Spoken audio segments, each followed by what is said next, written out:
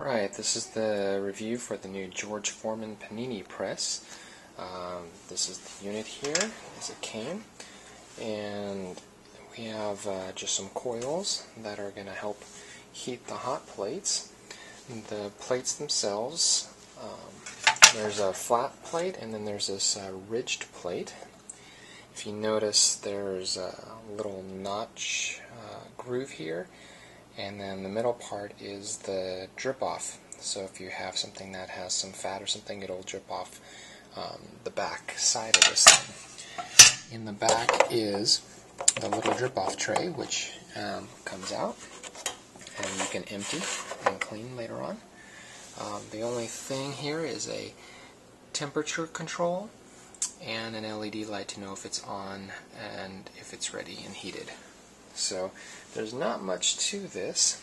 There is a release button on the side to release the plate for the bottom, and a release button on the top to release the top plate.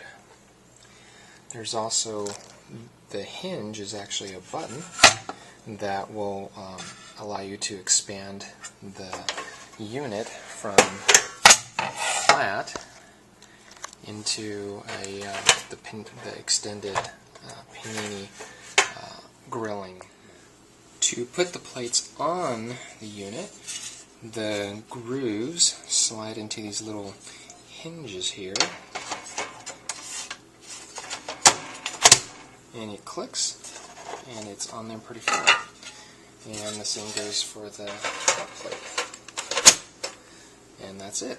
And then it quick releases to come off, and you can swap it out with the other set of plates, which are flat. The size of the plate is 10 by 9. Actually, your cooking surface is about 8, so you get about 10 by 8 for your cooking surface, and then this whole unit can flatten out to be 2 stove tops type of thing, or grill tops, instead of the mini shape here. As you see, I can extend that out, and now I have 2 grills at about 10 by 8 each. The temperature control, it simply says either high or low, and you can hear it clicking. There's a line that goes into a different thickness to identify that you're moving from low to high. The unit is expected to preheat at least 8 minutes before using. I'm currently preheating this item, and I can know if you can see in the video that there's smoke rising up. It's I don't know if it's because it's just brand new out of the box and it has to break itself in or what, but it's kind of a stinking smell when it first starts up here. We'll try it again and post an update when we use it the second time, but it definitely smells right now, and yeah, it's just smoking. So we'll give it the time, 8 minutes to heat up, and then we'll try and cook something. Okay, so the red light shows power is on, green light is the ready indicator that it should be hot enough. We're going to give this a try here, and I'm going to open this up. I don't have actual panini bread, so we're just going to throw on a sandwich.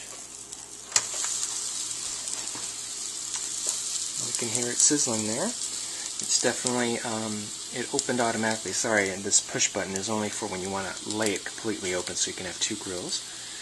And of course you have this handle up here that allows you to push down if you need to make it, to add a little pressure on your cooking there.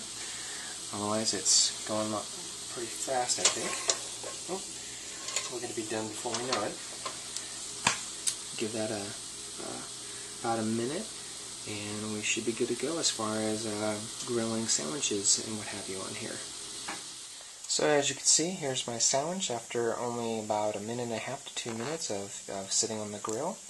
It looks nice and done. Definitely want to get a spatula and get that off, but it goes pretty fast. Okay, so I took some turkey meat and just took about a handful and spread it out into a patty size, and so you can see here is the unit. It's been preheating this whole time, so even the instructions say use a pot holder to open the unit up and get your plates going. You can see here, this is the groove or area where if there's anything to drip down, it'll drip down into the little drip tray and catch that. The other thing to note is there are little feet on the bottom of here that you could lift up. They give it about a ½ inch of space, and that's about it, just to slope it a little bit more so that things will drip down. The back end is already sloped, so I think that's the point there. And that's pretty much the grill. So we're going to cook these up and enjoy these.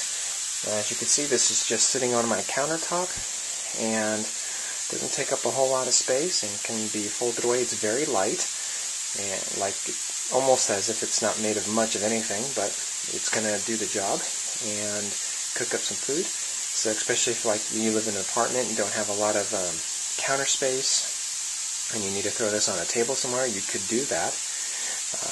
Or you could just, if you need some additional cooking space while your stove's busy, throw it over here too. So it's a nice indoor grill, and it looks like it might be time for me to flip one of my patties here, and we'll get that cooked up. So hopefully this was helpful to you. This is a handy little grill. It's the typical George Foreman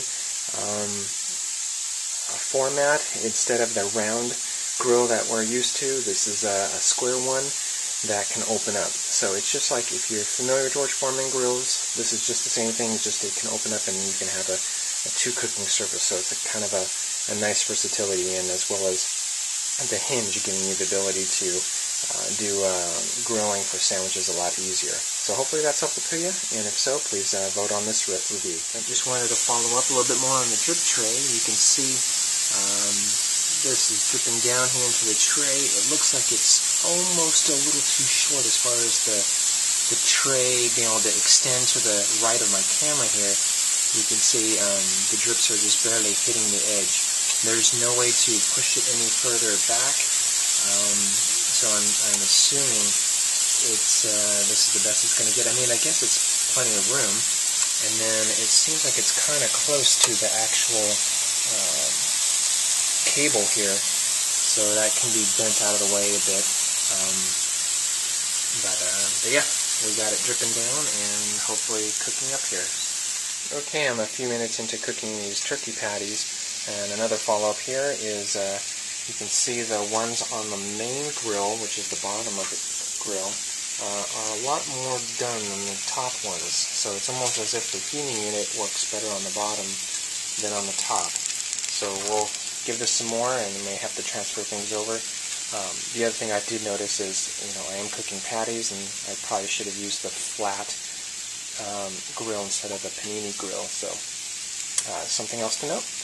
But yeah, we're getting an uneven cook. The top unit is still on, but just not as hot.